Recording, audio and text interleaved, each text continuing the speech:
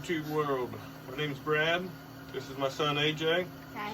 And we're going to start a YouTube channel with our RC stuff. We do crawlers, we do a lot of 1/10 fast stuff, slash, rustlers, Traxxas stuff. We tried to name our channel Father and the Son RC, and then went back the next day and realized I think someone else has already used that. So I think we're going to change it up to the Stevens Family RC. And we're hoping to get my wife and AJ's mom into RC. And we just wanted to do our first video today. And just kind of get our YouTube channel started.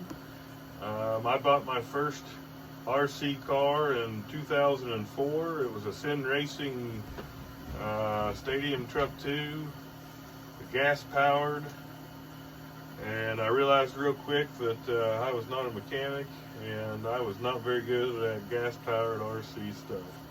I ran it for a couple years, and then life happens, college, get married, stayed in the box for a while. So started watching RC stuff on YouTube back in 2020, or actually 2019, before the coronavirus. And it's actually right before the coronavirus. In January of 2020, I bought my first TRX4 Sport from Traxxas. Started playing with it. I think AJ here was 9. And so, as you can imagine, of any 9-year-old, I didn't get to play with it much. Yeah. You got to play with it, didn't you, bud? I did. What'd you think about it? Like I said, RC cars are super fun. For anybody who would want to try out a new hobby, RC cars are the way to go. So I realized real quick that if I was going to get to play with them at all, or enjoy the hobby, that we're going to buy another one. So our second one was shortly after, I don't know what month, but sometime in early 2020, we found on Facebook Marketplace a Red Cat Everest 10, and the guy was selling it as a roller, and I can't remember what it had with it. No, it was fully runnable. I needed a receiver, a transmitter, and we needed, I think that was it. Yeah, it had a few kinks that we had to work out before we could really run it. We definitely had to do some upgrades first, and then we played with that for a while, and we enjoyed those. Played with them off and on. Upgraded that Everest 10. I put some, we chopped the tires up. We put some different shocks on it. We ran a Hobby Wing ESC on it. We upgraded the servo. I know we did that. We played with those for a while. But then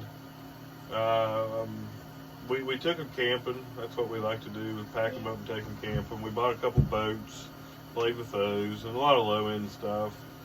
And so then I believe it was the next year in 21, right around January, we bought a Red Cat 8. I'm finding out now that I've done this a little bit more over the last few months that it was a V1 chassis kit. And we purchased that and got it running. Like I said, ordered the same Hobby Wing, I believe it was, or Hexfly. No, I believe it's Hexfly. ESC, and the servo was a Hexfly. And we got it running. We tried to paint our first body. Cut it out real nice, looked real good, but we definitely did not do it right, and it started to flake. I realized that we should have painted that way differently, so we've kind of given that just a black color. We've added some lights to some stuff, and so then we really quit playing with them, didn't we, bud? Yeah.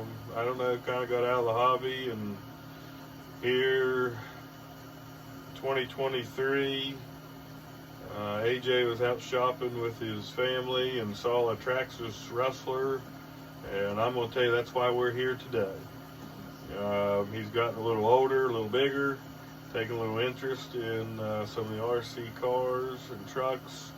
So we've got our crawlers back out, and we've been souping them bad boys up.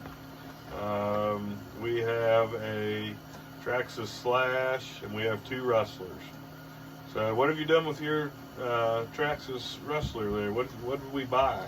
So we got a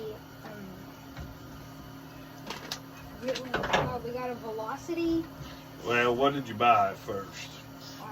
You bought a plain Rustler with what kind of a system in it? It was a brushed motor a brushed system.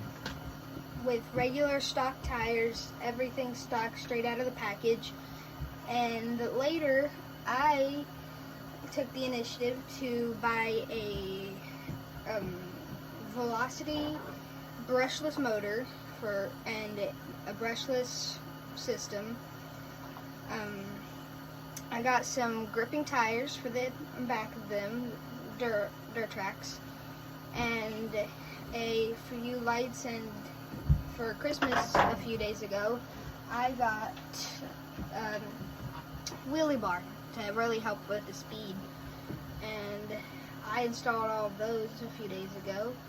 And yesterday, or 2 days ago maybe, I was driving it and I broke the back axle straight off of it.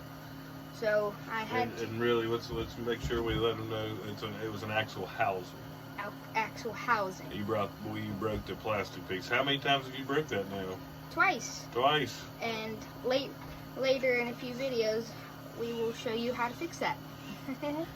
Yeah. So, and just we want to give a shout out to our buddy RC Dungeon. He's really got us back into the RC and teaching us every day something new that we didn't know.